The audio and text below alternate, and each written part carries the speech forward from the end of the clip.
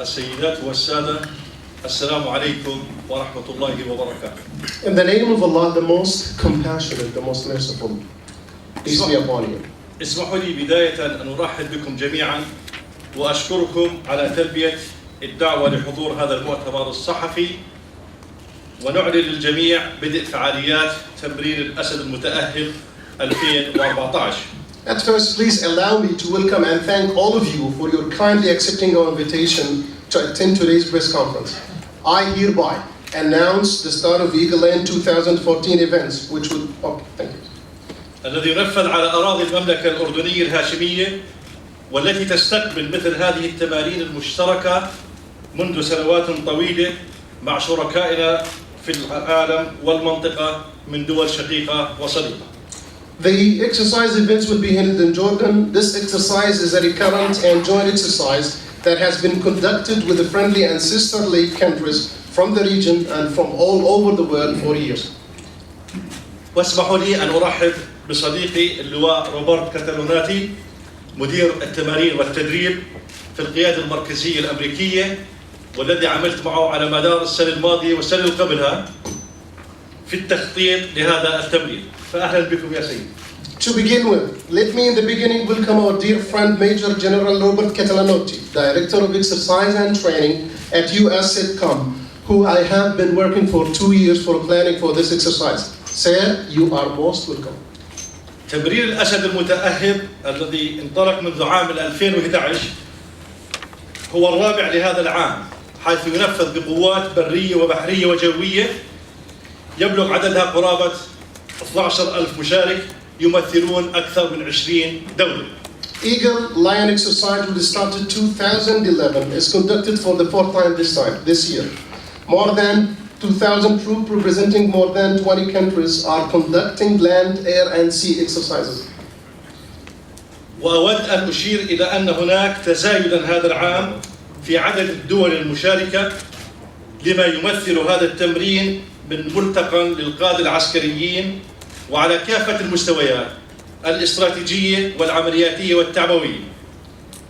I'd like to indicate that the growing number in the participating countries this year emphasizes the fact that this exercise is considered as a chance for elite military leaderships to meet at various and different levels, strategic, operational, tacticals. بدأ التحضير والتخطيط للتمرين منذ منتصف عام 2013، وسيتم تنفيذ فعالياته إن شاء الله خلال الأيام القادمة في المملكة الأردنية الهاشمية. Eagle Land 14 started mid-2013 and the exercise will run this year in Jordan for about 2 weeks. تهدف القيادة العامة للقوات المسلحة الأردنية في استراتيجيتها التدريبية وبتوجيهات مباشرة من القائد الأعلى جلالة الملك عبد الله الثاني ابن الحسين إلى تعزيز العلاقات العسكرية مع شركائنا من شتى الدول، وعلى رأسها الولايات المتحدة الأمريكية، والتي تعتبر شريكا استراتيجيا للأردن في كافة المجالات. The JAF command, through directives of His Majesty King Abdullah II bin al-Hussein, of the Supreme Commander of the Army, aims in its strategy and training and security at enhancing military ties with partners from all over the world. In top of those partners is the United States of America, which is considered a major strategic partner for Jordan at all levels. يعتبر تمرين الأسد المتأهب أحد أهم نتاج هذه الشراكات التي تعزز التعاون والتنسيق بين الدول المشاركة في المجالات العسكرية كافة. Therefore, Eagle Land 14 is considered one of the main outcomes of the relationship that we hope will solidify cooperation, coordination in all military domains among the participating countries. يهدف التمرين إلى تطوير قدرات المشاركين على التخطيط وتنفيذ العمليات المشتركة، وبيان العلاقة بين القوات المسلحة والوكالات والوزارات في ظل بيئة عمليات غير تقليدية، وتبادل الخبرات العسكرية وتحسين المواءمة العملياتية بين الدول المشاركة. The exercises aim as well at developing participants' capabilities on planning and executing combined operations and showing the relation between armed forces, agencies and ministries in the environment of irregular operation to exchange military experience and improve interoperability among participants.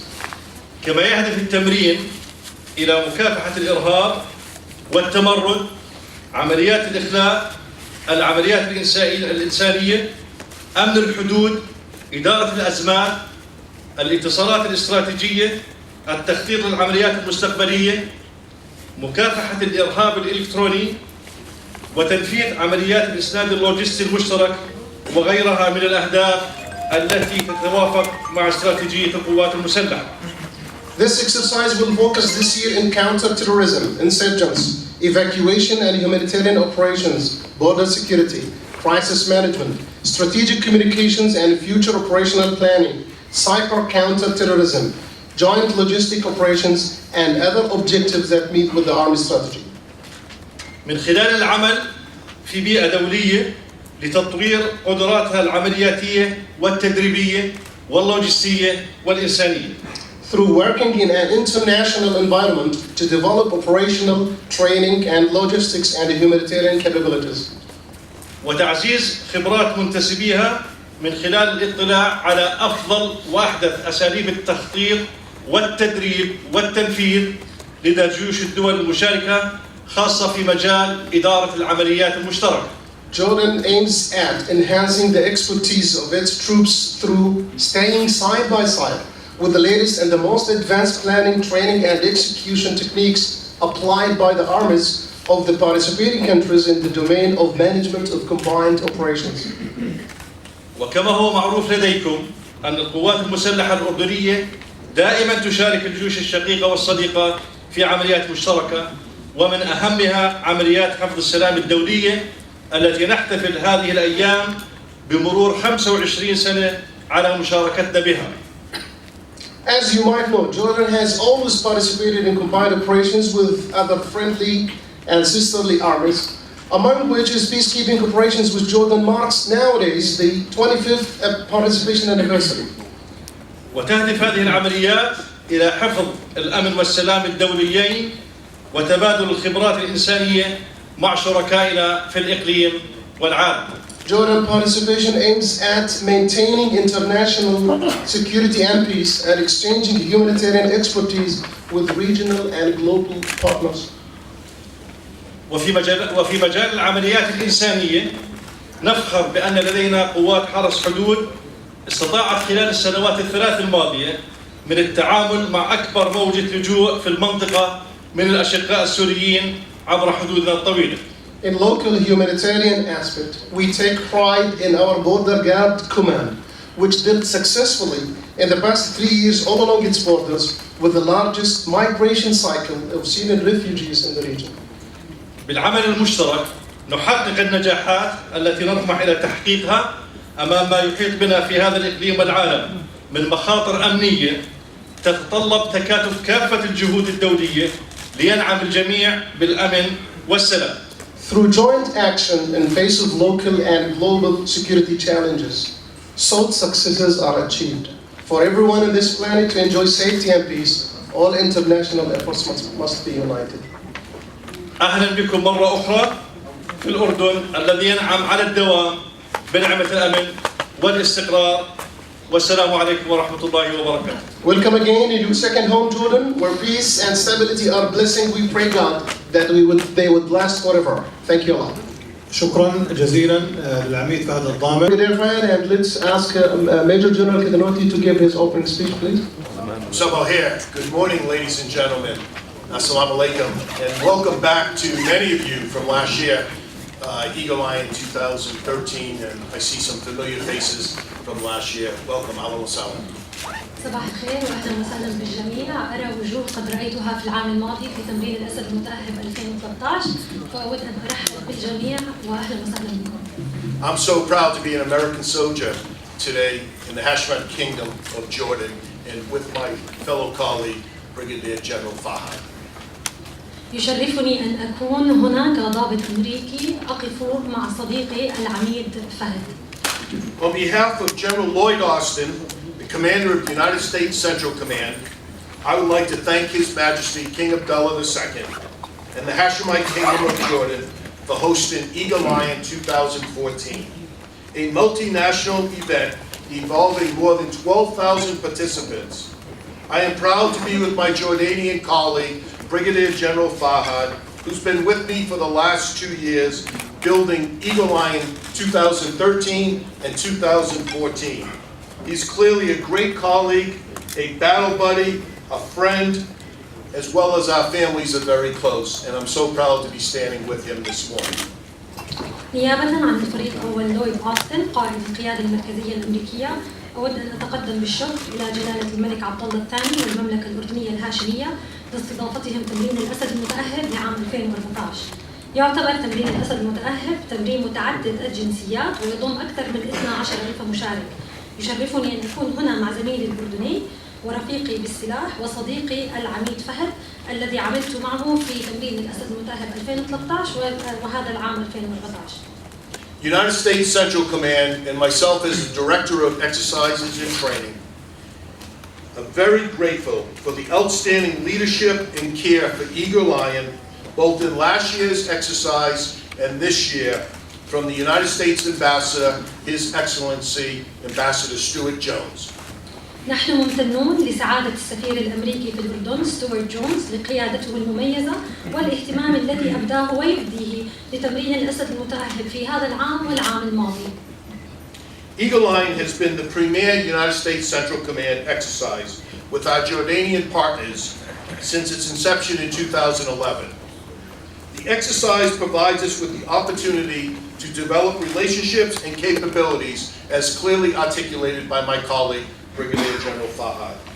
Those relationships we build here during this exercise will be enduring ones that will ensure our success for future joint endeavors.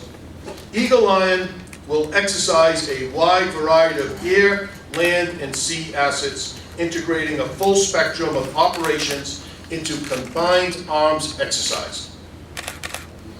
إن الأسد المتأهب هو التمرين الأبرز بين القيادة المركزية الأمريكية وشركائنا الأردنيين منذ نشأته في عام 2011.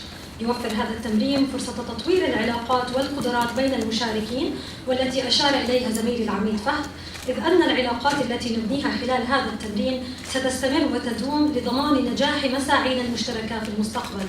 تضم فعاليات الأسد المتأهب التدريب على مجموعة واسعة من الفعاليات العسكرية الجوية والبرية والبحرية، بحيث تغطي التدريب على كامل الطيف العملياتي. This year, more than 4 vessels and personnel from 6 countries will participate in maritime operations out of the Royal Jordanian Naval Base in Aqaba. Maritime forces will be present to exercise visit, board, search, and seizure, and counter-piracy operations, and will work closely with partner nations through the Gulf of Aqaba. هذا العام سوف تشارك أكثر من 4 سفن إلى جانب أفراد من 6 دول في العمليات البحرية التي ستنفذ في القاعدة البحرية الملكية الأردنية في العقبة، وستنفذ القوات البحرية عمليات الصعود والتفتيش والمصادرة البحرية وعمليات مكافحة القرصنة، وستعمل بشكل وثيق مع الدول المشاركة في خليج العقبة. Additionally, the land forces will be comprised of a mixture of special operation forces and Marines from the 26th Marine Expeditionary Unit. Throughout multiple training events in Jordan, these forces will employ armor, artillery, engineer, and mechanized assets for the duration of this exercise and to help promote interoperability among similar systems. كما ستتألف القوات البرية من خليط من القوات الخاصة ومشاة البحرية من الوحدة 26، وسوف تقوم هذه القوات خلال التمرين وفي مواقع التدريب المختلفة في الأردن باستخدام المدرعات والمدفعية والقطع الهندسية والوحدات الآلية بهدف تعزيز المواءمة العملياتية بين الأنظمة المتشابهة. The ground forces, which I just mentioned, will be supported by an array of fixed and rotary wing aircraft, both as close air support platforms as well as transit and delivery systems. Attack helicopters, fixed-wing fighter aircraft, and various transport systems will ensure forces on the ground receive maximum support during this exercise. Each of these systems contributes to the overall capability environment providing a unique capability, and each system is crucial to our overall success during times of conflict, which we bring peace and tranquility to the area. وتقوم بمساندة هذه القوات البرية التي تم ذكرها مجموعة من الطائرات المقاتلة النفاثة والعمودية التي ستعمل على تأمين الإسنان الجوي القريب وخدمات النقل، وستعمل المروحيات الحربية والطائرات المقاتلة النفاثة وأنظمة النقل الأخرى على تأمين أعلى مستوى من الدعم للقوات البرية خلال التمرين. ويساهم كل نظام من هذه الأنظمة في تعزيز البيئة العملياتية العامة عبر توفير قدرة فريدة من نوعها ضرورية لضمان نجاح العمليات خلال أوقات النزاع، وتساعدنا أيضاً على استبداد الأمن والسلام في المنطقة.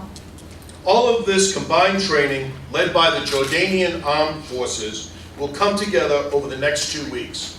And again, I am so proud that the Jordanians are in the lead in last year's exercise 2013 and this year exercise 2014, strengthening the partnership between more than 20 countries of our close allied coalition and increasing our ability to operate together during any contingency.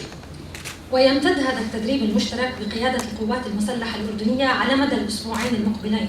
ومرة أخرى أنا فخور جدا بالدور القيادي التي تلعبه المملكة الأردنية الهاشمية ولعبته في العام الماضي وفي هذا العام، وبذلك يقوي الشراكة بين أكثر من 20 دولة ويعزز قدرتنا على العمل معا عند حدوث أي طارئ. So on behalf of the United States Central Command and my Commander General Lloyd Austin, we again thank His Majesty King Abdullah II and the chairman here in the Kingdom of Jordan, General Zayman, for this opportunity and experience.